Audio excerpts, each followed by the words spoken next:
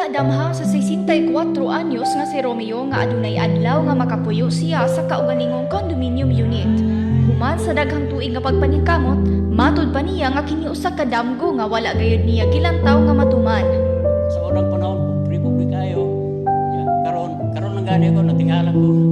Naabot na kami diri sa dagkong balay niya, ang tawag na kundo naman na ini. Sa unang higayon nga nakita niya ang iyang bagong puloy-anan sa Peoplesville sa Kalinan, Davao City, dako ang iyang kalipay tungod sa maayong disenyo niini ug nakadesisyon dayon siya nga dinhi na niya buot magretiro. Nadugangan pa ang iyang kalipay kay sa unang adlaw nga pagbisita niya sa maong lugar, may bisita usab si Pangulong Ferdinand Bongbong Marcos Jr. aron inspeksyonon ang proyekto. Padayon lang ang iyang maayo nga mga nahimo para sa katawhan. Masalamat kayo. Matud usab ni Joel nga kapin usa ka tuig nang nagpuyo sa Peoplesville, dako ang kausaban sa ilang kinabuhi tungod kay kompleto na ang ilang mga panginahanglan sama sa kuryente ug tubig. Experience na ako is okay siya. Ang area, ang building, ang amenities namin dito, suka, kapamayin. Wala pa problema ang experience.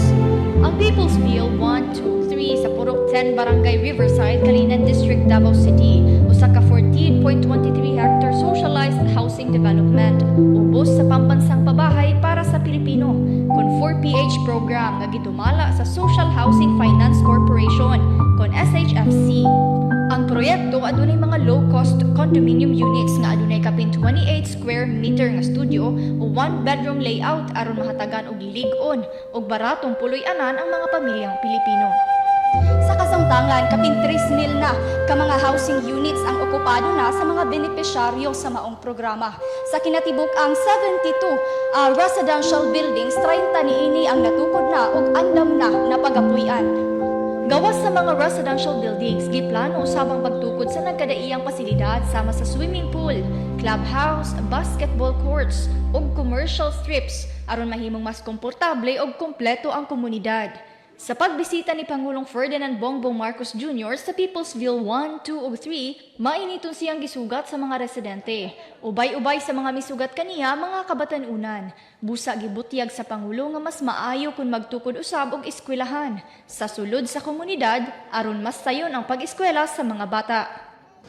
Tinitignan ng planning ng mga nagpaplano kung maglalagay pa ng eskwela, baka pwede na lahat ng pinuntahan namin may bata eh. So baka kailangan ng eskwela, pero basta kasi ang ginagawa natin ngayon, hindi lang tayo gumagawa ng bahay, gumagawa tayo ng community. Sa pagkakaroon ana-ana sa 1,500 ka-aplikasyon ang ginaproseso. Yung 4PH talaga ay para sa ating mga kababayan na hirap talagang magkaroon ng pabahay kung hindi mo sila tutulungan. Taas ang demand sa housing sa Pilipinas ug matod sa Department of Human Settlements and Urban Development kundisod, ana-ana sa 500,000 housing units ang napunduhan. Meron po talagang demand sa affordable housing sa buong bansa, no? So kailangan natin dito is bilisan o padamihin yung supply. Kaya ito po ang direktiba ng ating Pangulo, no? Mag-produce tayo ng maraming affordable housing kasi talagang marami tayong mga kababayan na nangangailangan ng affordable housing. Labaw pa sa paghatag og balay, gitumong sa programa ang paghatag og lig-on nga pundasyon alang sa mga pamilyang Pilipino. Diin dili lamang sila makabaton og puloy-anan apan makapuyo usab sa komunidad nga adunay katakos sa paghatag ug maayong pagpuyo.